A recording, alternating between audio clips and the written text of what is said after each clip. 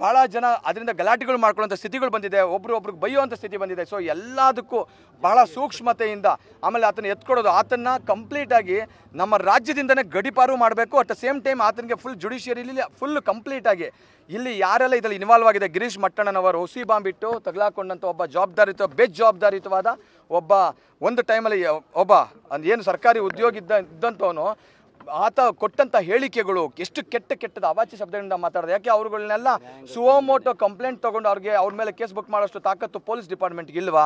ನ್ಯಾಯವಾದಿಗಳೇ ಬಂದು ಬೀದಿಗಿಳಿಬೇಕಾ? ನಾವು already SITಗೆ representation ಕೊಟ್ಟಿದ್ದೀವಿ ಪೋಸ್ಟ್ ಮುಖಾಂತರ.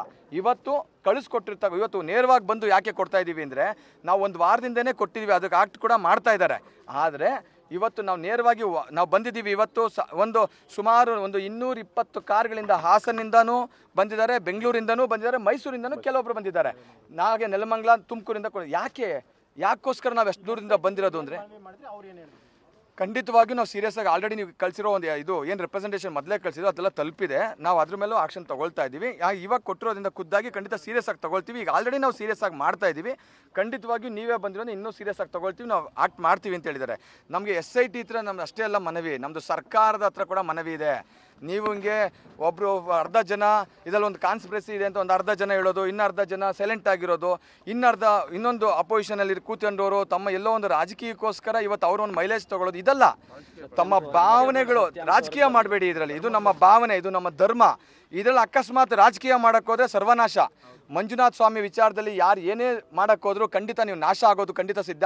ಎಷ್ಟು 2 ವರ್ಷ ಅನುಭವಿಸಿದ ನೋವಿಗೆ ಆ ಅಣ್ಣಪ್ಪ ಮಂಜುನಾಥ ಇವತ್ತು ಎಲ್ಲೋ ಒಂದು ಕಡೆ ಒಂದು ಚೂರು ನ್ಯಾಯ ಕೊಡ್ತಾ ಇದ್ದಾನೆ ಅನ್ನೋ ಒಂದು ವಿಶ್ವಾಸ ಬರ್ತಾ ಇದೆ. ಸೊ ಹಂಗಾಗಿ ತಮ್ಮ ಮಾಧ್ಯಮದವರು ಕೂಡ ಬಹಳ ಸಹಕಾರ ಕೊಡ್ತಾ ಇದ್ದೀರಾ. ತಾವು ದಯವಿಟ್ಟು ಇನ್ನೂ ಹೆಚ್ಚಾಗಿ ಕೊಡಿ. ಎಲ್ಲೂ ಕೂಡ ಒಂದು ಮೈನ್ಯೂಟಾಗಿ ಕೂಡ ಪೊಲೀಸ್ನವರು ಮಲಗೋಕ್ಕೂ ಅಥವಾ ರಾಜಕಾರಣಿಗಳಿಗೆ ಮಲಗೋಕ್ಕೂ ಕೂಡ ತಾವು ಕೂಡ ಬಿಡಬೇಡಿ. ಭಾವನಾತ್ಮಕವಾಗಿ ಮೇ ಬಿ ಇಲ್ಲೂ ಎಷ್ಟೋ ಜನ ಮಂಜುನಾಥ್ ಇರ್ತಾರೆ. ಸೊ ಹಾಗಾಗಿ ಅಂದರೆ ಮಂಜುನಾಥ ಅಂತ ತನ್ನ ತಂದೆ ತಾಯಿ ಯಾಕೆ ಹೆಸರಿಟ್ಟಿರ್ತಾರೆ ಅಂದರೆ ಅಲ್ಲಿನ ಒಂದು ನಂಬಿಕೆ ಆಧಾರದ ಮೇಲೇ. ಸೊ ಹಾಗಾಗಿ ನಮ್ಮ ತಾಳ್ಮೆನ ಇನ್ನು ಮಾಡಬೇಕು. ಅಕಸ್ಮಾತ್ ಏನಾದರೂ ಇದಕ್ಕೆ ಸರಿಯಾದ ರೀತಿಯಲ್ಲಿ ಅವರು ಕ್ರಮ ಕೈಗೊಂಡಿಲ್ಲ ಅಂತ ಪಕ್ಷದಲ್ಲಿ ಖಂಡಿತ ಹೇಳ್ತೀವಿ. ಇವತ್ತು ಬರೀ ನಾವು ಒಂದು 400-500 ಜನ ಅಡ್ವೊಕೇಟ್ಸ್ಗಳು ಬಂದಿದ್ದೀವಲ್ಲ, ಖಂಡಿತ ಸಾವಿರಾರು ಜನ ಬರಬೇಕಾಗ್ತದೆ. ಬೆಂಗಳೂರು ರಾಜ್ಯದಾದ್ಯಂತ ಲಕ್ಷಾಂತರ ಜನ ವಕೀಲರಿದ್ದಾರೆ. ಅದರಲ್ಲಿ ಒಂದಷ್ಟು ಜನ ಎಡಪಂಥೀಯರು ಮತ್ತೊಬ್ಬರು ಅದರಲ್ಲಿ ನಂಬಿಕೆ ಇಲ್ದವರು ಇರ್ತಾರೆ. ಅಂಥವ್ರು ಬೆರಳೆಣಿಕೆಯಷ್ಟು ಜನ, 1-2%. 98% ಜನ ನಂಬಿಕೆ ಇರೋರು ಇದ್ದಾರೆ. ಎಲ್ಲ ಬೀದಿಗಿಳಿದ್ರೆ ಏನಾಗುತ್ತೆ? ಅದನ್ನು ಸರ್ಕಾರದವರು ಪೊಲೀಸ್ ಡಿಪಾರ್ಟ್ಮೆಂಟ್ ಕೂಡ ಇದನ್ನು ಮನಗಣಬೇಕು. ಪರಿಗಣಿಸ್ಬಿಟ್ಟು ಅದಕ್ಕೆ ತಕ್ಕನಾಗಿ ತಾವು ಸೇವೆ ಮಾಡಬೇಕು ಅಂತ ಕೇಳ್ಕೊಳ್ತೀನಿ. ಧನ್ಯವಾದಗಳು. Thank you.